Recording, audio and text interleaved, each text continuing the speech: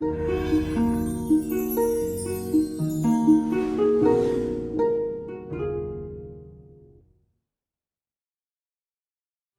is no other time when you can see so many scientists in the medical field working together to try to find a cure or a vaccine. My son Andrew was just talking to me about that the other day. There are thousands, if not tens of thousands, all around the world trying to understand the virus, looking at the genetic constituency and of this virus and how we can combat it. And I am sure with all these activities and momentum that one of those days, hopefully sooner than later, we'll find a vaccine and maybe even a cure for it later. Welcome to Coffee with Bishop Suriel, a podcast for all things Coptic. This is a conversation about authentic Christian faith, Coptic history, patristic writings, the family, arts and music, religious education, youth matters, evangelism, and much more. Bishop Suriel likes his coffee like he likes his conversation, light, sweet, and scorching. We'll be joined by an array of guests who'll share their experiences, their backgrounds, and their insights to bring about an exciting discussion, and we hope you agree. Enjoy the podcast, and please welcome our host, Bishop Suriel.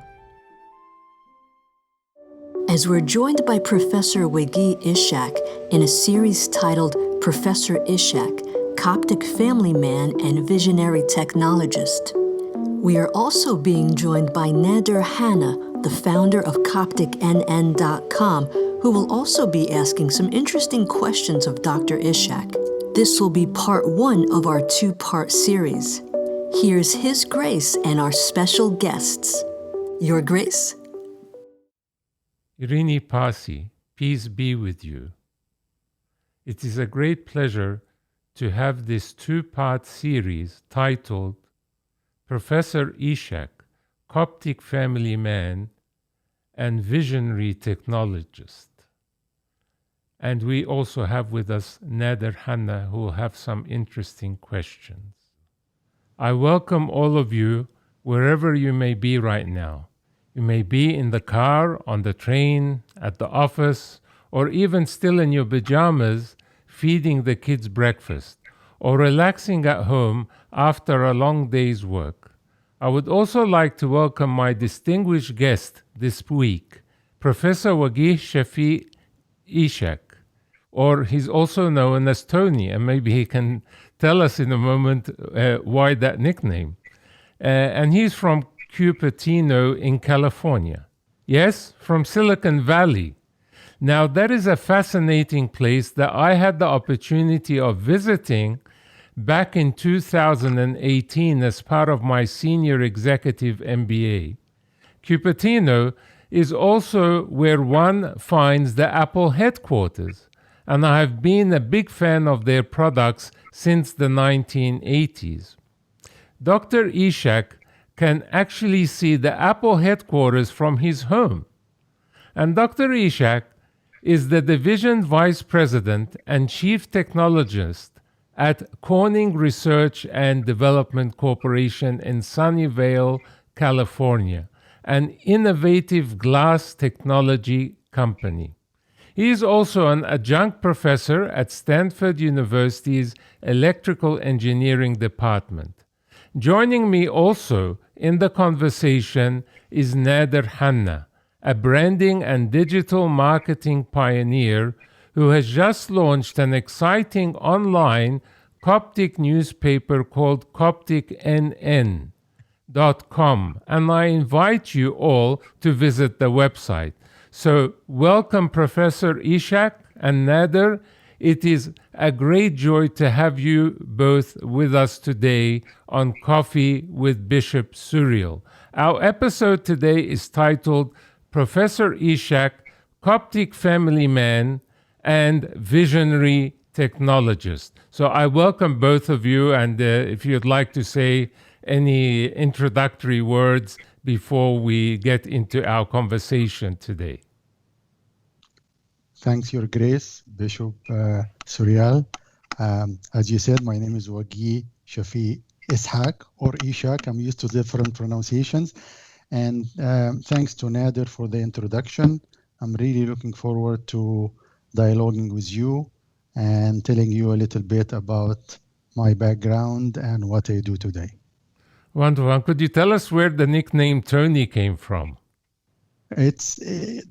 You're right. What happened is that I was born in December 4th, 1949, and my father, for some reason, liked the name Tony, and he immediately called me Tony. And 2 days later, he went to his work. He was working in the Egyptian Air Force, and the commander of the Air Force, his boss, told him, "Congratulations, I hear that you have a boy. So I'm sure you called him after me, and you named him after me." So my father said, "Yes, sir."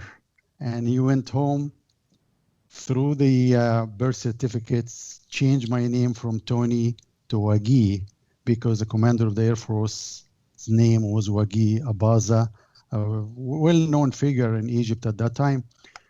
And up until today, you can see that my family still call me Tony, and people at work call me Waguih. So I'm used to both names now. That's a very interesting story.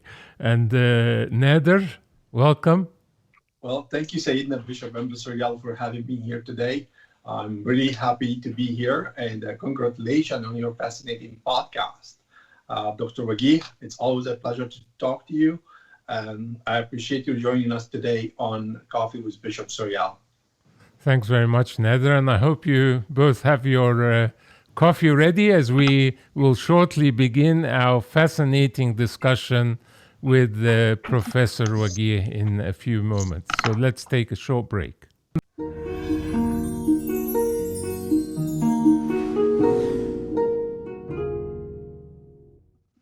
Well, welcome again, Professor Waguih Ishak and Nader Hanna, and a great honor to have you with us. But let me give you a little bit of background about Professor Ishak.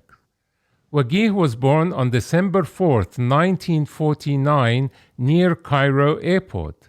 His father's name was Chief Technologist, and his mother's name was Leila Tadros.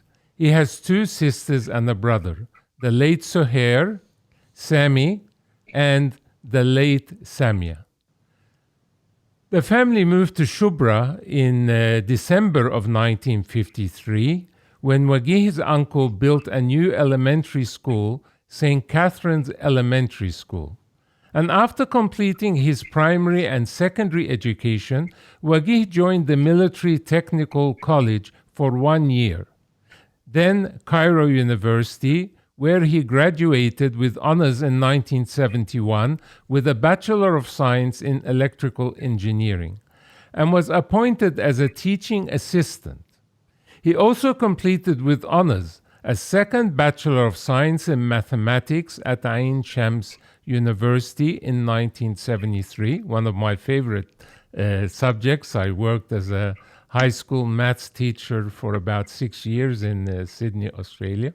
And his wife also studied mathematics as well, as we'll see. Waguih immigrated to Ontario, Canada in August 1973 and did further studies, completing a master's in 1975 and a PhD in 1978, both in electrical engineering at McMaster University. It only made sense to move to Silicon Valley later that same year and work for some great companies such as Hewlett-Packard, and then in 2007 joined Corning Research and Development Corporation, where he still works today as the Division Vice President and Chief Technologist. Dr. Ishak is also an adjunct professor at Stanford University's Department of Electrical Engineering. Waguih was married to Raga, or Hope in the English language, on August 24, 1974. So I imagine the wedding took place then in Canada, and that's where you met, and perhaps you can tell us a little bit about that in a moment. And they have two sons, Edward and Andrew. And in fact, Edward, I served very closely with at St. Mark's Church in Manhattan in 2010. Wonderful young man, along with his brother Andrew. Waguih's wife, Hope, began her career also studying mathematics and electrical engineering in Egypt and Canada.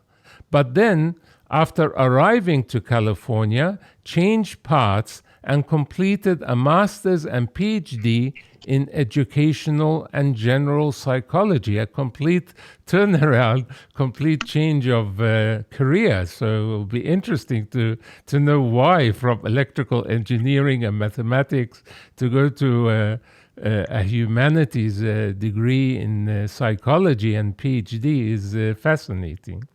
Their two sons also have PhDs. Eddie in computer engineering, and Andrew in communications. Eddie is married to Irina, who I also know very well, and they have two daughters, and Andrew is married to Heather and have a girl and a boy. Professor Ishaq, what a distinguished career. You must be so proud of your achievements and those of your wife and sons. And in fact, we're all honored to know you and to know of all of this amazing career that you've had. And it's a great honor for the whole Coptic community. So welcome, and I welcome you to perhaps say a few words about this and why your wife changed careers and so on. Thank you, Your Grace. It's a pleasure to be here, and I think you mentioned my biography very well. After I finished high school, my father wanted me to be a pilot. He was working in the Air Force, and he spent all his 45-year working career with the Air Force. So he believed that I should be an officer in the Air Force, which I resisted a little bit, but then he told me stories about the heroes and the Egyptian Air Force and enticed me to even apply for the Air Force Academy, which I did. And I passed all the tests except at the last minute when the head of the examining group, he just called me and said, "Why do you want to be a pilot?" I said, "Because my father wanted me." So he said, "No, go home. I wanted you to say, I want to be a pilot." So I wanted to study engineering. So the best compromise was to go to the Military Technical College, where I studied both military tactics and science and engineering. But I left after 1 year. And I joined the Faculty of Engineering at Cairo University, graduated in 1971, and I was appointed a teaching assistant. And at that time, teaching assistant job, was really very rewarding, very nice, very good salary, good schedule, but only working for 8 hours a week. So I took this opportunity and joined the Ain Shams University and got another bachelor. And I joined the American University in Cairo, where I met Raga. She was a student. I was her teaching assistant. No conflict of interest or anything, but we met on January of 1973. I proposed in March of 1973, and I took a plane and flew from Cairo to Canada on August 28th, 1973. Today, August 28th, it's my 47 years in North America. Oh, congratulations. That's a wonderful opportunity then to have this podcast today on this occasion. She was just telling me today, Raga was just telling me today, that's anniversary of coming here. Raga and her family immigrated to Los Angeles. I flew from Toronto to Los Angeles on August 18th, 1974. I met her brothers for the first time on the 19th of August of 1974. The 20th I went and got the rings. The 21st, we invited 7 families to the wedding. The 22nd, she got the dress, and I got my tuxedo, and we got married on August 24th at St. Mark Coptic Orthodox Church. In Los Angeles. In Los Angeles. So 4 days ago or 3 days ago was our 46th anniversary. Oh, congratulations. Thank you. We spent the honeymoon one day at Disneyland on the 25th of August. I flew back the 26th. She flew back to Canada with me on to be with me on the 29th of August, where she started working on her bachelor degree in electrical engineering. So both of us graduated from Canada on the same day in May of 1978. And I was really lucky. I didn't do anything to find so many offers coming from companies in Silicon Valley. I had those 6 offers. I didn't know what to do with them. So we immigrated again from Canada to the U.S. in November of 1978. I joined Hewlett-Packard and became a member of the technical staff. And Raga went to do her master's degree in computer engineering and engineering management. So a slight change. But then she said, I really want to understand you. And I need to study psychology to understand you. That's what she said. And that's why she switched career to psychology. And she really wants to work with kids and help them. So she studied at UC Santa Cruz, and then she ended up with a PhD at Walden University. So I'm really happy with what she did. And she was a driving force behind every member of my family must have a PhD. So she insisted on that. And Edward got a PhD from Columbia University in computer engineering, and Andrew got a PhD from UT Austin, University of Texas at Austin, in communications. So Eddie now works at Bloomberg in Manhattan, as you might know, Your Grace, and yes. Andrew is a professor at Santa Clara University here, just next to the Apple headquarters. Oh wow, that's you must be so proud of them. That's thanks God, it was. Those 2 boys did not give me any trouble, just great. Yeah, well, what I know of Eddie is a very fine young man, and I really enjoyed, serving very closely with him at St. Mark's Church in Manhattan. Always a beautiful smile, beautiful family. May God bless him and his family, and also Andrew and his family, and all of you. So if I have, if we go into our main conversation, I would like to take you back now to your childhood. And what do you remember about that time back in the 1950s and 60s? Shobra does have a large Coptic Christian population. So was your family religious, and which church or which parish did you go to back then? Yes. So as you mentioned, because my father was working in the Air Force, we lived in a remote area near Cairo Airport when I was born. And one day I fell off the balcony for in the house, and my mother didn't know what to do. She was alone, and she said, I can't stay in this home. At that time, my uncle, her brother, started building. He was visionary enough to build a primary school called St. Catherine School in Shobra. So we all moved there, and I joined that school, and from there to other schools, Tawfi'iyya, Thanawiyya. That's where I got my high school degree.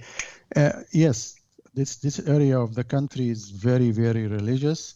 My father and my mother were regular at church, St. George Church, and I was attending Sunday school from 1953, and the person who got me into Sunday school was, his name was Fuad Awad, who's now Bishop Pesenti.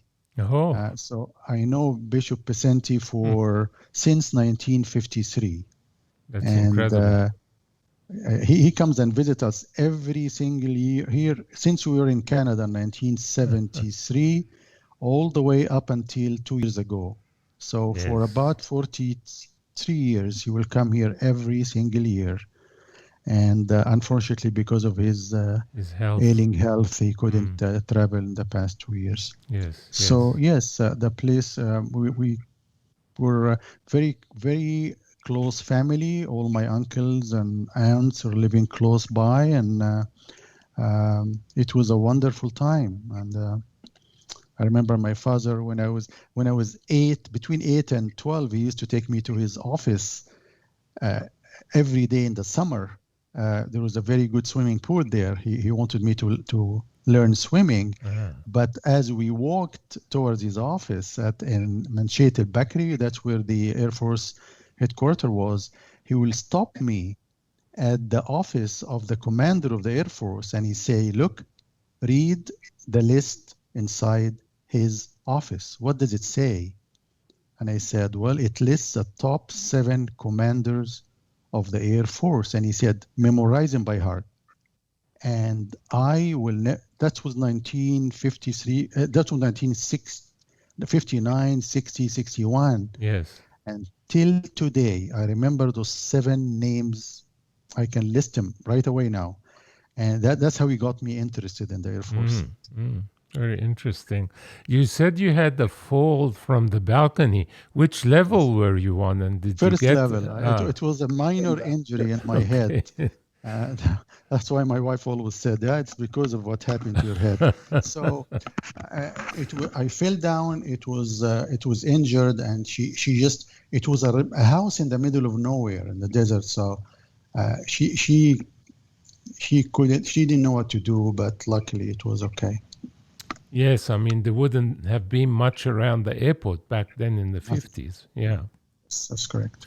So why did you decide to immigrate to Canada and to continue studying? Good question. When I was hired as a teaching assistant at Cairo University, it is required that for me to maintain this really prestigious job that I get my master's and PhD. I could have done it in Egypt, but I started sending applications for American and Canadian universities.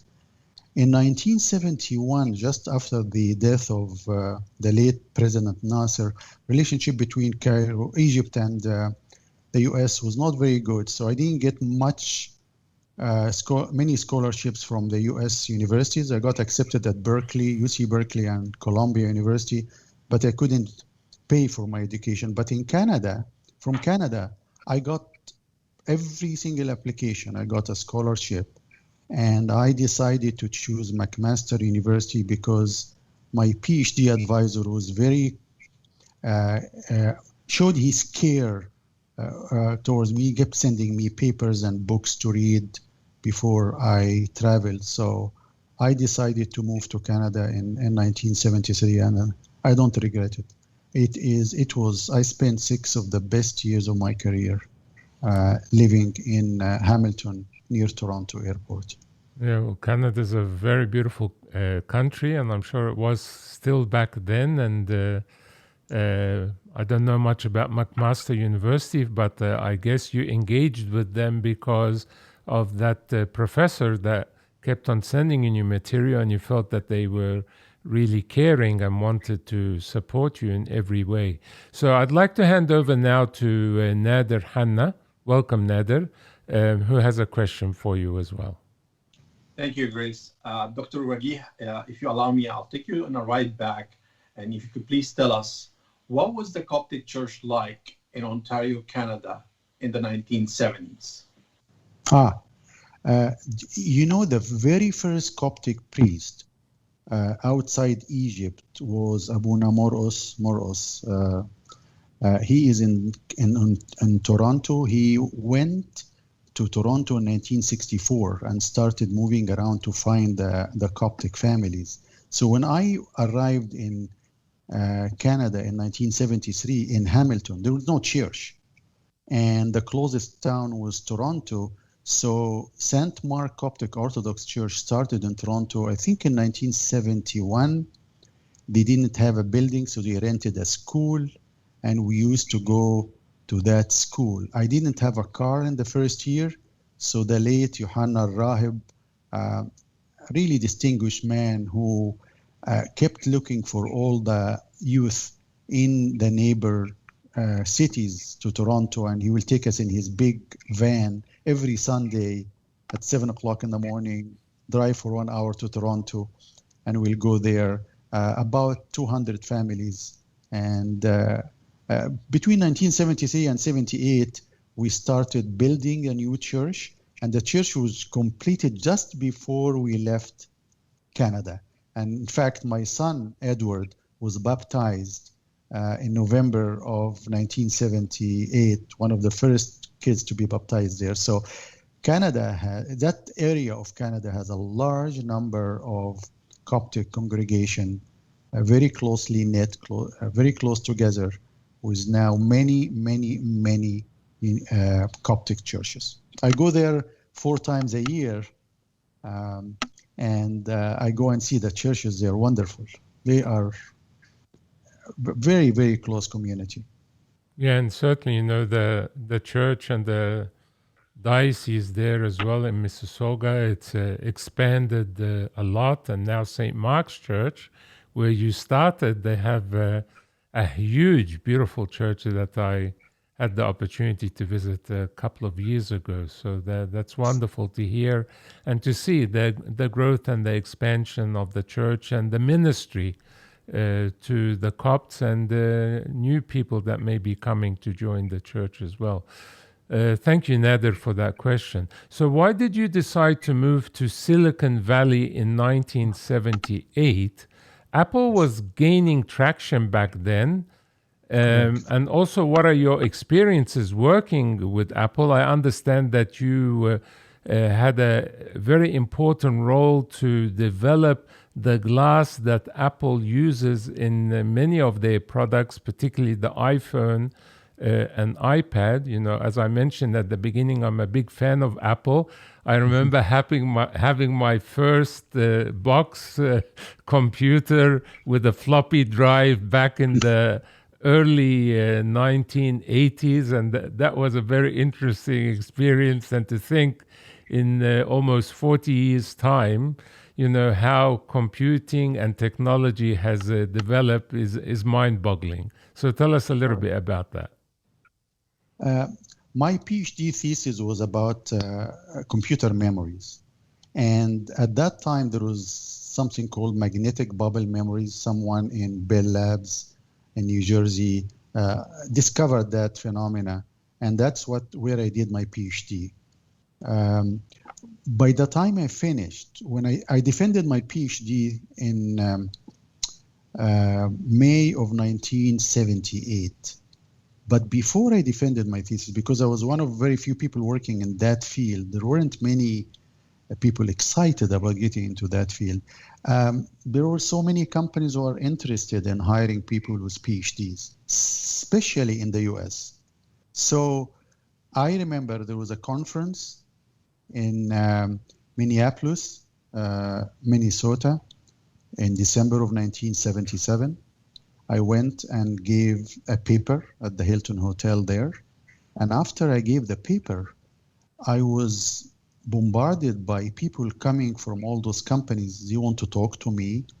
And I thought they want to ask questions about my research, but they were willing to give job offers on the spot without an interview. So again, another area where I was very lucky. I didn't have to work hard to find a job. And I remember my thesis advisor, his name was Professor Edward De La Torre. He passed away December of 2019. But he looked at me and said, just get the job offers. I'll help you sort them out. So I remember I got an offer from National Semiconductors, from Intel, from Rockwell in Los Angeles, from Bell Labs, from IBM, from Hewlett Packard, a few other companies. And I didn't know, okay, so where should I go? New Jersey, stay in Ottawa, go to Los Angeles, or go to Silicon Valley? And I gave it to my advisor. Ed De La Torre looked at me and said, you know what? You lived in Egypt for a long time. Go to the San Jose area. The weather is very close. It's much cleaner than Southern California and Los Angeles. It's not as smoggy. Hewlett-Packard is a great company. Just go there. And I said, okay. And I said, yes, I'm coming to Hewlett-Packard. And that happened. I accepted the offer, and I flew November 28th with Raga and Eddie. Eddie was 2 months. We arrived here on the 28th. 29th, we settled in a hotel. They gave us a suite in a hotel. And I think the 30th of November, I started working. That's amazing. And I didn't know much about Silicon Valley at that time, but once I came here, what a contrast between the way of life here and in other places. Even people, they walk faster. I'm surrounded today. We have 4,300 companies in Silicon Valley. Wow. We have the large companies, the small companies. You have the car companies, you have the computer companies, you have the silicon companies, you have medical technology, biotechnology. And the big secret of Silicon Valley is Stanford University. Oh. Stanford University was Professor Frederick Terman, who was the Dean of Engineering in the 60s and 70s, 50s and 60s actually. He is the one who told people like Bill Hewlett and David Packard, they were his students, and he said, don't go and work for a large company. Don't work for IBM or GE. Start your own company. They started Hewlett Packard. The Varian brothers start a company, start Varian Associates. And Stanford University is credited to building Silicon Valley. So you are right, Your Grace. It's a very unique environment. At that time, Apple was struggling with what kind of computer they should build. In fact, Steve Wozniak, the co-founder of Apple, used to work at Hewlett Packard. Oh. And his boss. Did you know him? No, I did not know him, but I heard the story that his manager told him, what personal computer? Go back to your job. Just forget about personal computers. And that's why Steve Wozniak left the company. So that's one of the big mistakes that HP made, is that they kicked out someone who started a company with the late Steve Jobs, and the rest was history. It's an amazing company. It's as I say, I go drive by their headquarters a lot. And working at Corning, my current job, Corning has invented a glass that is very robust, very hard to break, very hard to scratch, called Gorilla Glass. Yes. And the story goes like that. In 2007, Steve Jobs called Corning. He actually called the operator and said, I want to talk to your CEO. And the operator told him, sorry, sir, we don't have anyone talk to our CEO. Give me your number. And he gave her the number. So when Wendell Weeks, our CEO, got the number, he tried to call, and he called, actually, that was the main number for Apple. And the operator told him, sorry, we don't have anyone who can talk to Steve Jobs. Finally, they got connected in March of 2007. And Steve Jobs told Wendell Weeks, I'm making a new phone.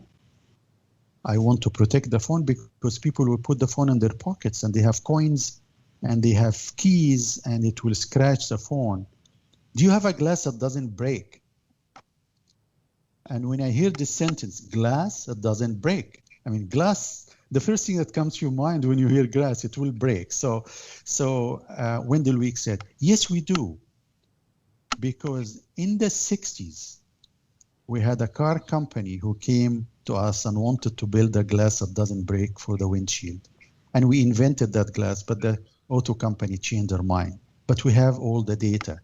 So within 7 months, that was a big success story in Corning.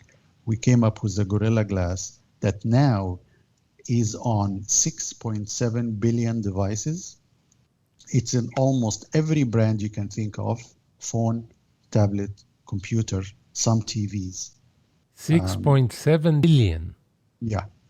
And what was your role in designing this glass? What was your input in this process? I really do not have any input because I joined Corning at 2007. and my specialty is in fiber optics. So my research and activities at Corning is more toward fiber optics, because Corning is number one glass company in the world and also number one fiber optic company in the world. Yeah. In the 70s, 3 scientists in Corning invented the low-loss fiber that ushered the internet. Without that, we'll not be talking today. Because Corning makes 200 million kilometers of fiber every year. And that's it's a God-given gift called fiber optics, where you have essentially unlimited bandwidth. Yeah. So while I'm proud and brag about Gorilla Glass, I really do not have any role here, but my activities have been in fiber optics. Right. And we'll talk a little bit more later about some of your achievements. But back then in the 70s, were there many startup companies, or was this a later phenomenon? And did you get involved in any startups, and were they successful? Okay. There were small startups. In the 70s, it was mainly the Hewlett-Packard, the Intel, the Texas Instruments, the IBM, the Apple, the large companies. In earnest, the phenomena of startups started in the early 1980s. Right. And with that, a whole community of venture capitalists started in Silicon Valley. In fact, we have a street called Sand Hill Road, and that's known as the richest street in the world because 70% of the venture capitalists are on that street. So during the 2000 era, you couldn't drive on that street. Everybody wanted to meet the VCs to get money to start their own company. So the phenomena of small startups started early 80s, but the 90s and the 2000s and today, we can't find, there is a computer that runs names for those startups. We can't find enough names for them. So people are called them ABC and NYX companies because we can't find enough names for startups. When I joined Hewlett-Packard and became the vice president of optics research at Hewlett-Packard, that gave me the opportunity to deal with universities and startups. So I invested a lot in startups, and I was recruited by some of those startups. Oh.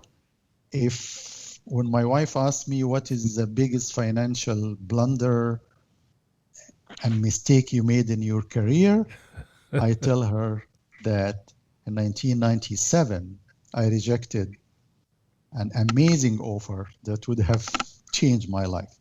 And she knows that very well. So I was recruited by many startups, but in my role as chief technologist for Corning, I spend 70% of my time dealing with startups, finding if they can fill a gap in our technology portfolio. Should we invest in them? Should we buy them? Should we collaborate with them? Or should we say no, thank you? And over the past 14 years at Corning, I've been very, very active in investment and acquisition for those startups. So could you tell us what was that project that you rejected that would have changed your life? Okay. Well, in 1997, in December 21st, I was sitting in my home. In fact, very close to the chair I'm sitting here. And I get someone at the gate buzzing me.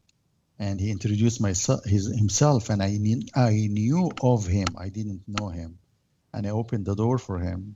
He came in, and he told me, I would like you to be my vice president of research for a new startup that I'm forming. And I said, what's the name of the startup? He gave me the name. I don't want to mention the name now because I think I would keep it like that. It starts with an E, but I said, oh, that's a very small startup. I visited them. He said, well, just open the envelope. He gave me an envelope, manila envelope, which I opened.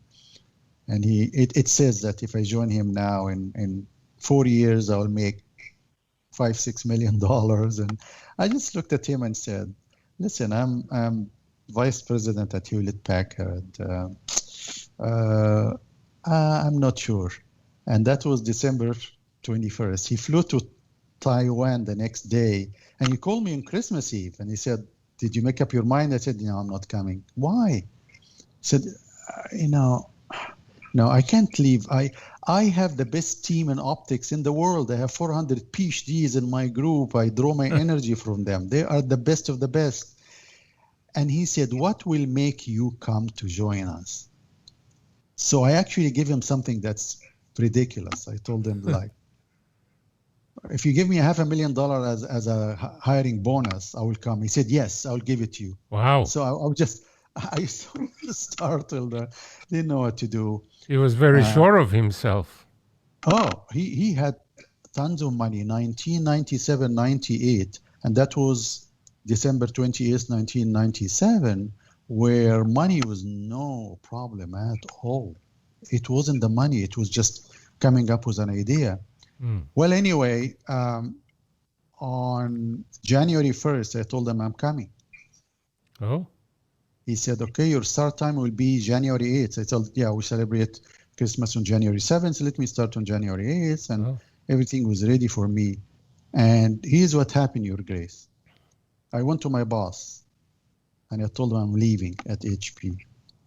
And he told me, "No, you're not." I said, "Well, I am." And on January 8th, I started driving from my home.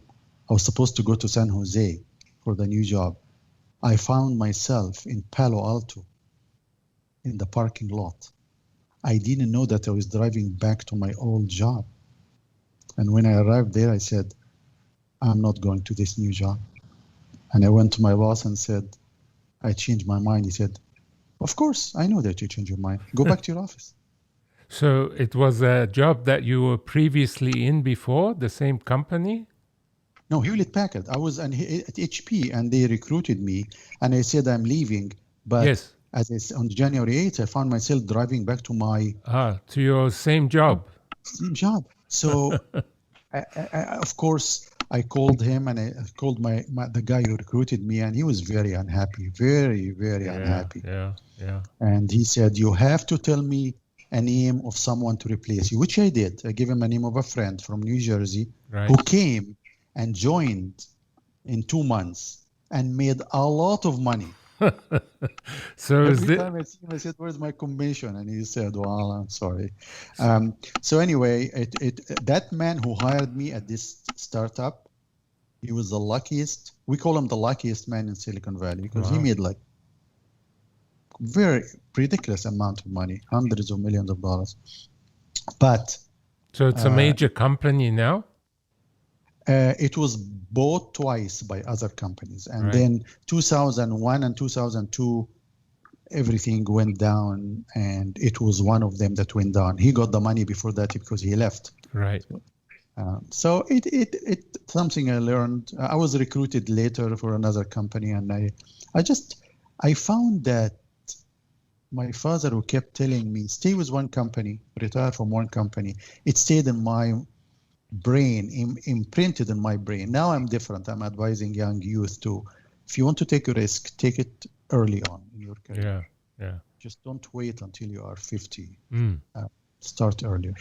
Yeah, because these startups is not easy. I remember when I was there for a week in Silicon Valley with the MBA in 2018, and they put us in for one day to look at all these pitches that startups were putting to some venture capitalists, and it's really cutthroat stuff, not easy at all.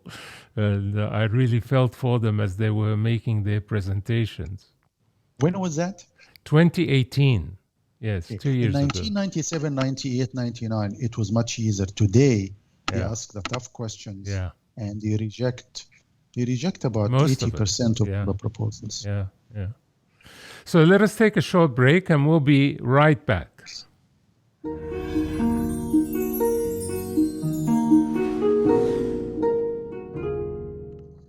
I'd like to bring Nader back in to ask a question about our current pandemic. Nader? Well, as you can see, Dr. Waguih, the global novel coronavirus situation is rapidly evolving and expanding. What role has technology played during the COVID-19 pandemic? The obvious thing was that everybody went virtual and people start Zooming and WebExing and Skyping to connect.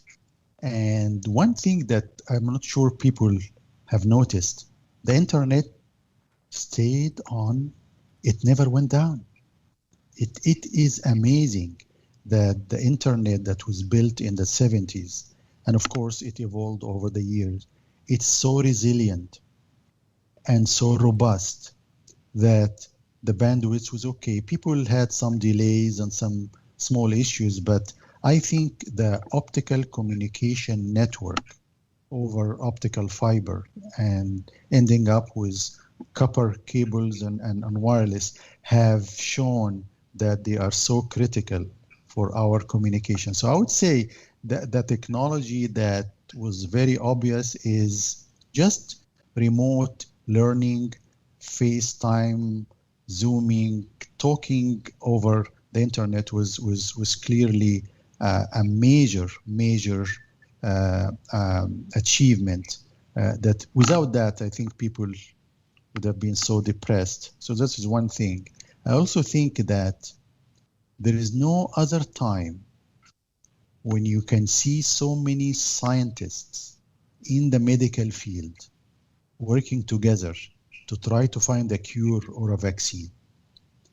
My son Andrew was just talking to me about that the other day.